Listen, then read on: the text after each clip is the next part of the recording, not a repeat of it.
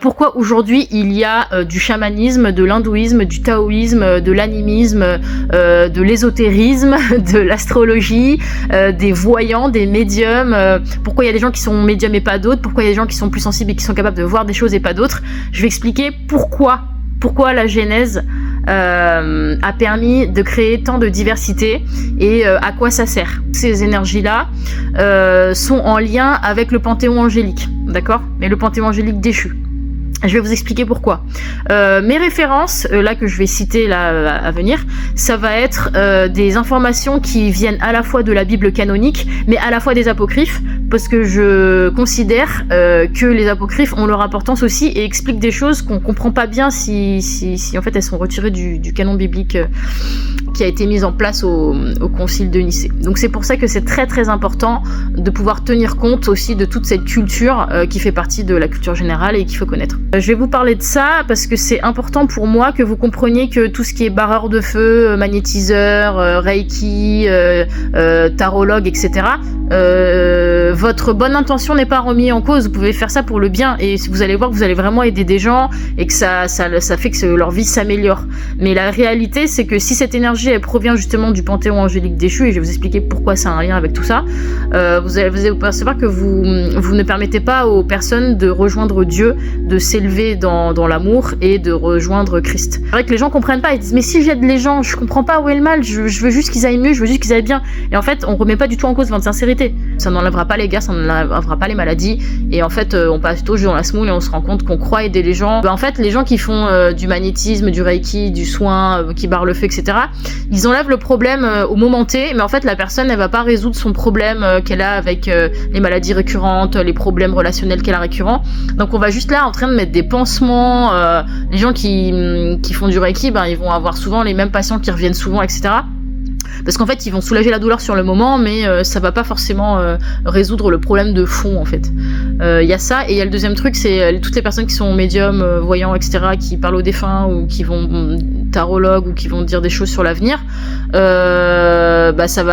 peut potentiellement créer des addictions, parce que la personne, elle va toujours compter sur sa tarologue habituelle, ou son chaman habituel, ou son guide spirituel habituel, pour pouvoir améliorer sa vie, mais pourquoi se référer, en fait, à quelqu'un qui est faillible, qui prend votre argent, alors qu'en fait Dieu fait déjà le job.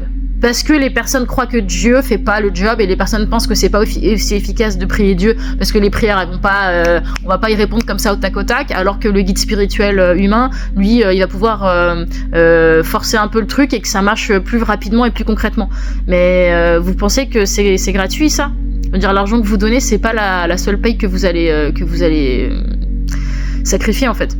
Selon les traductions et les ouvrages que vous prenez, la Bible Louis II, l'abbé Crampon, que vous prenez la Bible en grec, en gaze, moi personnellement je lis la Bible éthiopienne puisqu'il y a tous les rouleaux qui sont à l'intérieur, donc que ce soit tous les apocryphes, tous les textes en fait qui ont été retirés par le concile de Nicée au niveau du conseil du pape. Donc en fait ce qui est important, c'est de se dire que tous ces rouleaux-là, ils ont été écrits avec un intérêt, avec un but, et qu'il faut pas arbitrairement comme ça enlever des éléments parce que du coup on comprend pas pourquoi toutes les religions existent. Donc je sais que c'était pour préserver les chrétiens de ne tenir compte que de la vie du Christ et qu'il faut vraiment se concentrer sur qu'est-ce qu'il est venu faire pour nous et se concentrer sur sa parole. Mais le problème c'est que on sait pas pourquoi la mythologie existe, on sait pas pourquoi on a parlé des dragons, il y a beaucoup de personnes qui peut-être vont tomber sur des vidéos qui sont en contact avec des dragons, on sait pas pourquoi il y a de l'astrologie, enfin en fait on voit pas le rapport avec tout ça, pourquoi ça existe, pourquoi bien avant que Jésus arrive, il y avait le chamanisme, donc on va se dire oui mais la paternité arrive à celui qui était là avant. Non mais pas du tout, ça marche pas comme ça. Pourquoi? Parce que là on parle d'une dimension temporelle. Et en fait ce que vous ne comprenez pas, c'est que le temps n'existe pas pour les créatures spirituelles qui n'ont pas de corps. Quand Dieu a créé le monde, que ce soit dans toutes les religions ancestrales, dans tous les peuples autochtones, ils ont tous un Dieu qui a créé le monde, ou plusieurs dieux. Peu importe s'il est plusieurs, s'il est fractal, peu importe s'il est tout seul, ou peu importe s'il est en mode trinité, lui c'est Dieu, voilà. Quand il a créé le monde, c'est très important de comprendre que il a manifesté entre guillemets des avatars de lui-même, donc on peut considérer que c'est des fractales. Donc il a créé ce qu'on appelle un panthéon angélique avec plusieurs aspects, plusieurs facettes pour pouvoir ordonner tout l'univers. Donc c'est pour ça que dans de nombreuses cultures ancestrales, que ce soit chinoise, que ce soit hindoue, que ce soit Amérique latine, que ce soit africaine, peu importe, ce panthéon-là, ce panthéon angélique, était considéré de toute manière comme des dieux par les peuples autochtones, puisqu'ils avaient traditionnellement beaucoup plus de flexibilité et beaucoup plus d'accès libre avec les humains, d'accord ? Et ça, c'était bien avant le déluge. Donc c'est pour ça que les peuples qui ont conservé ces traditions-là ont le souvenir de ça, et parce que c'est des savoirs qui n'ont pas été oubliés. Ça veut pas dire qu'ils ont la paternité sur qui a créé le monde, ça veut juste dire qu'ils continuent à entretenir traditionnellement ce qu'ils avaient vu, constaté et vécu à l'époque. Et donc, ce qui s'est passé à l'époque, et là j'en fais référence au livre d'Enoch, c'est que justement ces fameux veilleurs, ce panthéon angélique qui a été créé par Dieu, il y avait une ambivalence, et c'était volontaire, hein, c'était des anges qui étaient voués à être déchus et des anges qui ne le sont pas. Mais comme ces créatures spirituelles n'ont pas de corps, leur dimension ne change pas au niveau du temps. C'est-à-dire que le temps, ils peuvent pas évoluer. En fait, c'est des anges qui sont déjà finis. Alors que l'humain, nous, il faut qu'on comprenne notre paradigme, on n'est pas fini, c'est-à-dire qu'on est voué à évoluer.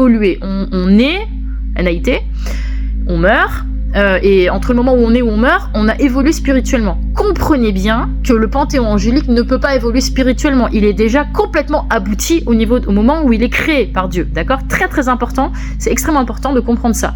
Donc n'imaginez pas qu'un ange sa mentalité, elle va évoluer avec les millénaires et les siècles. Ça change pas. Il est complètement fini, il est complètement évolué, il peut pas évoluer plus. Ce qui signifie que si, au moment où il a été créé, il était voué à être déchu, c'est pas genre il a vrillé à un moment donné. C'est dès le début, il était comme ça. D'accord ? Donc c'est important. C'est pour ça que le diable ne changera jamais de mentalité, ne pourra pas demander la rédemption. Il est condamné éternellement, puisque dans son nature d'être, de toute façon, il changera pas. D'accord ? Ça, faut le comprendre, c'est la première chose. Un dieu ne change jamais de mentalité. Il va pas subitement... voilà.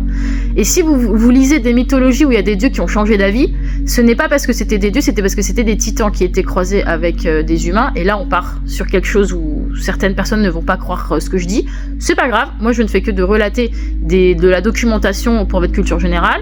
Comme on pourrait parler de mythologie, comme on pourrait parler de contes et légendes. Mais c'est que les contes et légendes, il faut savoir qu'elles n'ont pas été inventées purement par l'esprit humain. Ça vient à l'origine de croyances spirituelles, de religions, etc. Donc c'est ça que je suis en train de relater pour que vous puissiez vous faire votre propre idée. D'accord ? Donc ce que je veux dire par là, c'est qu'il y a des cultures qui, par exemple les Mayas, etc., on relate des titans qui ancestralement étaient présents sur Terre. Mais dans le livre d'Enoch, qui lui fait partie du canon biblique éthiopien notamment, c'est la seule culture qui tient compte des apocryphes, qui le reconnaissent comme faisant partie de leur canon biblique à eux. Ces veilleurs-là, ce panthéon angélique-là, a été créé pour justement aider les humains à évoluer.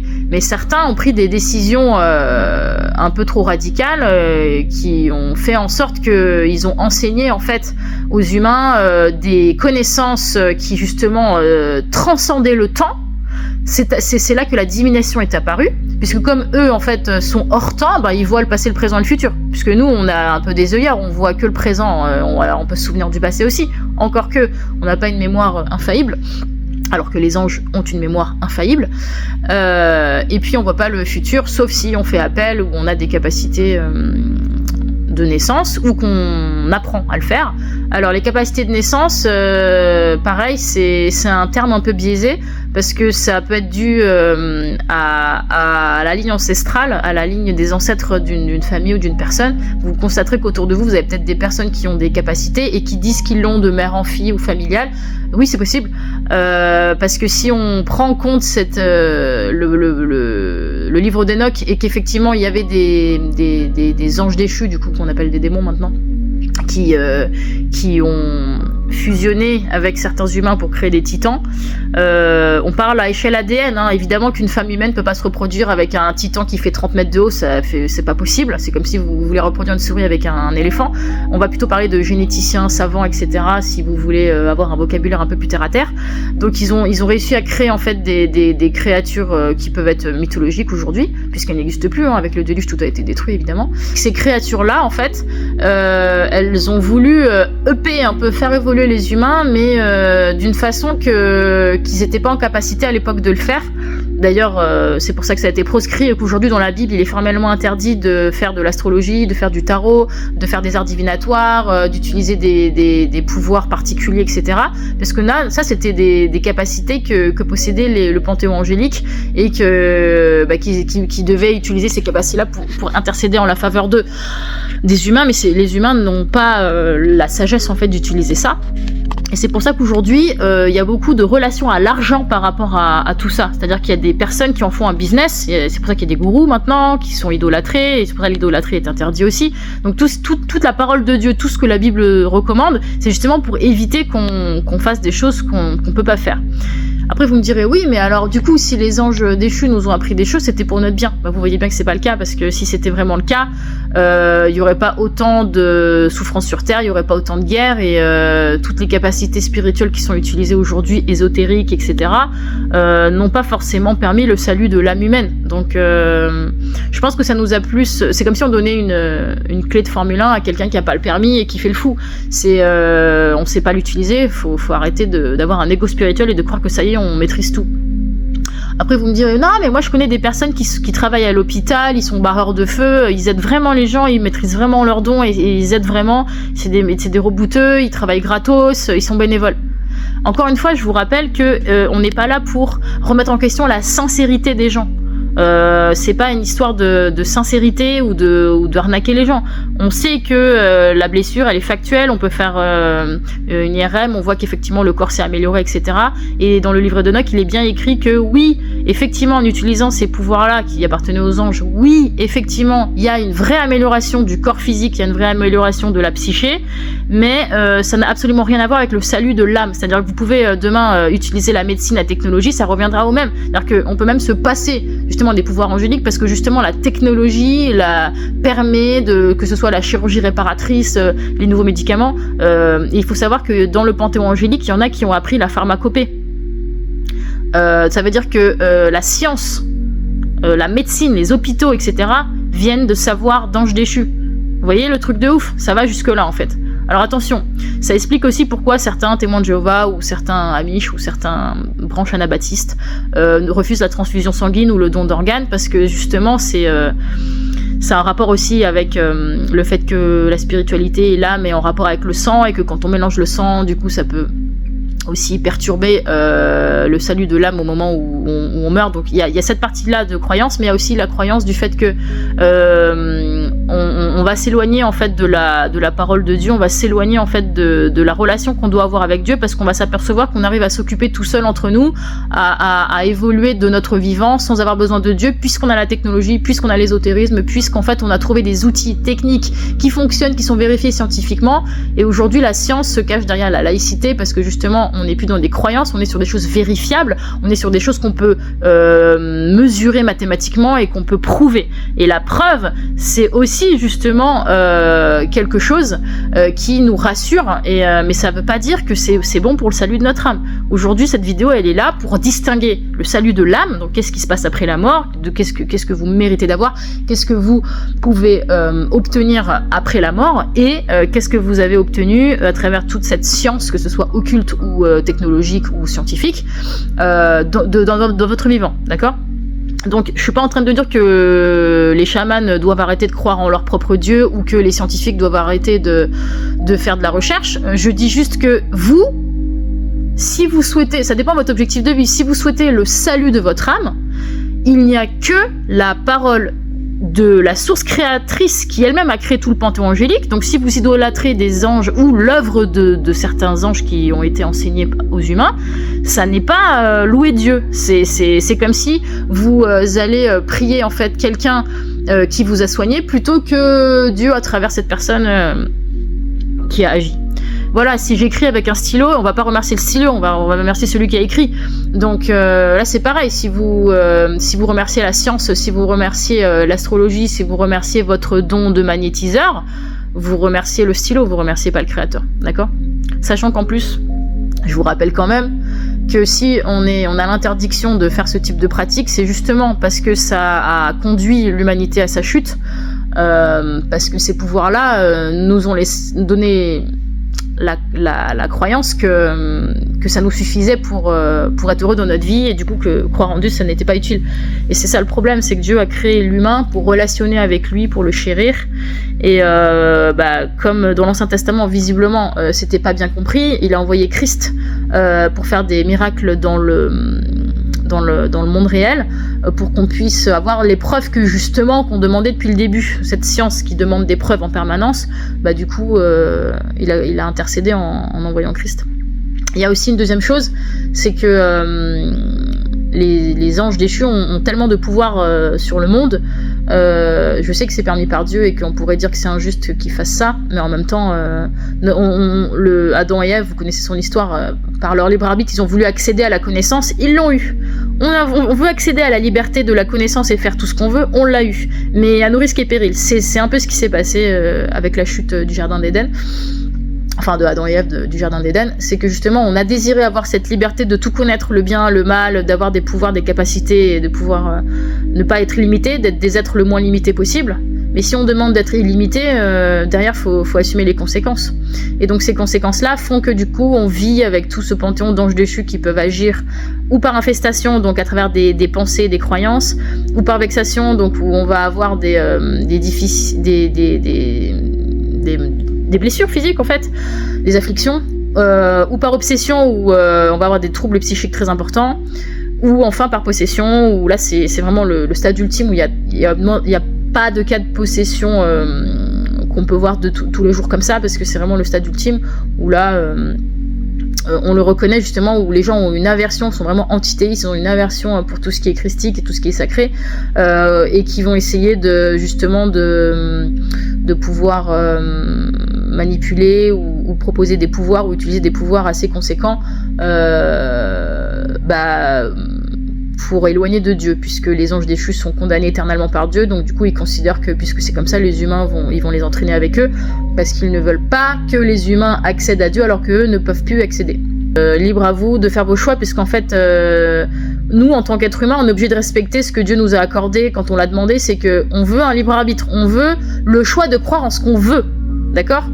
Mais c'est ça le problème, c'est que ce choix-là, c'est très piégeux et il faut pas se laisser avoir, c'est que normalement on n'est pas censé avoir de choix. Quand Dieu nous a créés au départ pour nous protéger, il nous a pas laissé le choix. On devait croire en lui, c'est comme ça et c'est pas autrement. Si on nous laisse le choix de ne pas croire en lui, c'est-à-dire qu'on nous laisse aussi le choix que notre âme souffre éternellement, parce qu'elle va être privée de l'amour de Dieu lorsqu'on va mourir. Alors vous avez déjà ressenti ce qu'on ressent quand on souffre de notre vivant parce qu'on n'a plus d'amour. Et voyez ce que ça va faire éternellement, en dehors du temps, que votre âme souffre éternellement, qu'elle est privée d'amour. Donc c'est ça l'enfer. Donc faites attention à quelle énergie vous utilisez.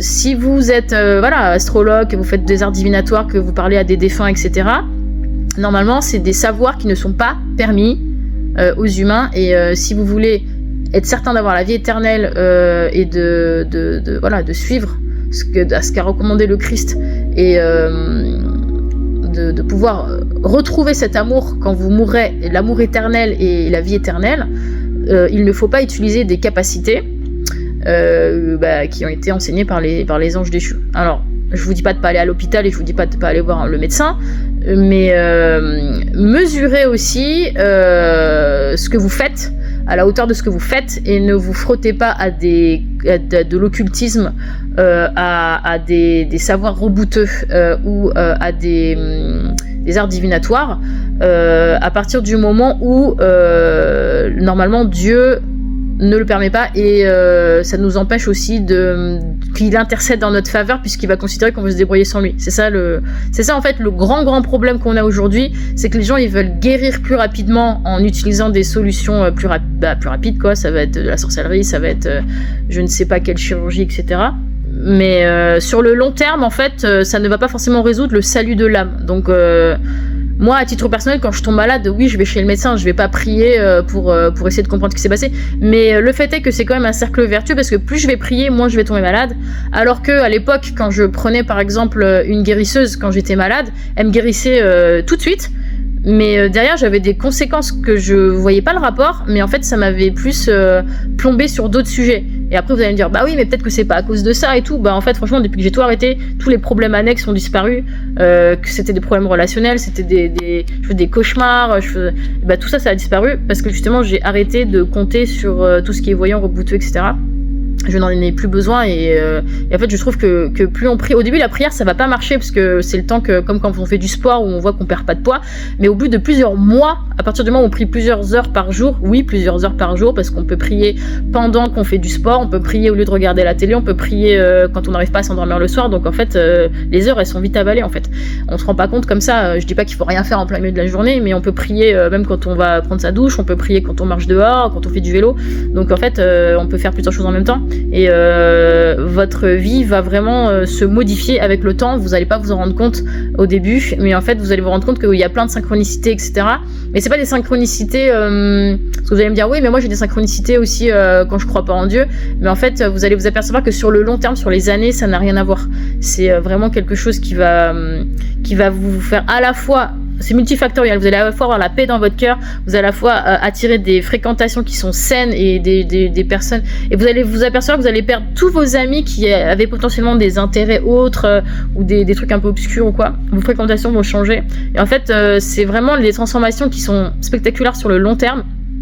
Mais vous allez avoir aussi une période où on va vouloir vous dissuader de cette croyance et vous allez avoir plein de merde et vous allez croire que parce que vous priez Dieu, votre vie c'est de la merde, parce qu'en fait à un moment donné c'est comme quand on nettoie un truc crasseux, c'est qu'au début ça soulève toute la poussière et vous allez étouffer et après vous vous rendez compte que finalement c'est beaucoup plus propre derrière quoi. Alors que quand on fait de l'ésotérisme, c'est plus de la poussière qu'on accumule sous le tapis et qu'on a l'impression que c'est clean alors qu'en fait un jour il y a toute la poussière qui ressort. C'est dans ce sens là. Donc voilà, n'hésitez pas si vous avez des questions. Uriel m'a révélé que se tenaient ici des anges qui se mêlaient aux femmes, corrompant l'humanité, prenant diverses formes et incitant à adorer les démons comme des dieux. Et restaient ici jusqu'au grand jugement. Les femmes qui s'égaraient avec ces anges devenaient des sirènes. Cette vision, révélant la fin de toutes les choses, fut vue par moi seul, Enoch. Ils leur enseignèrent les charmes et les enchantements, coupés des racines. Ils les familiarisèrent avec les plantes. Les femmes devinrent enceintes et enfantèrent de grands géants. Évidemment, c'est une image, dont la hauteur était de 3000 aunes. Ces géants dévorèrent tout le bien des hommes. Quand les hommes ne purent plus les nourrir, les géants se tournèrent contre eux et dévorèrent les hommes. Ils commencèrent à pécher contre les oiseaux, les bêtes, les reptiles, les poissons, et à se dévorer la chair les uns les autres, à boire le sang. Ça, c'est de la sorcellerie. Alors la terre porta accusation contre les méchants. Azazel enseigna aux hommes à fabriquer les épées, les couteaux, les boucliers, les cuirasses, et leur fit connaître les métaux de la terre, et l'art de les travailler, ainsi que des bracelets, les ornements, l'usage de l'antimoine, la façon d'embellir les paupières, et toutes sortes de pierres précieuses et toutes les teintures. L'impiété s'éleva beaucoup, et ils se livrèrent à l'impudicité, s'égarèrent et se corrompirent dans toutes leurs voies. Semraza enseigna les enchantements et les boutures de racines. Amaros enseigna la résolution des enchantements. Barakial enseigna l'astrologie. Kokabel enseigna les constellations. Ézéchiel enseigna la connaissance des nuages, etc., etc., etc. Alors le Très-Haut, le Saint et le Grand prit la parole, et envoya Uriel vers le fils de Lémec et lui dit « Va vers Noé, et dis-lui en son nom, cache-toi, révèle-lui la fin qui approche, que toute la terre sera détruite, et que le déluge va venir sur toute la terre, et tout détruire. Instruis-le maintenant, afin qu'il échappe, et que la postérité soit préservée de génération en génération dans le monde. » L'Éternel dit encore à Raphaël, « Lie Azazel, pied et poing, et jette-le dans les ténèbres. Fais une ouverture dans le désert, qui est à Dudaël, et jette-le là. Place sur lui des pierres rugueuses, déchiquetées, couvre-le de ténèbres, et qu'il y demeure pour toujours. Couvre-lui le visage, afin qu'il ne voie jamais la lumière. Au jour du grand jugement, il sera jeté au feu. Maintenant guéris la terre, que les anges ont corrompu, et publie la guérison de la terre, afin qu'il guérisse la plaie, et qu'aucun fils des hommes ne périsse à cause de tous ces secrets que les veilleurs ont révélés et enseignés à leurs fils. La terre entière a été corrompue par les œuvres enseignées par Azazel. Imputez-lui tous les péchés.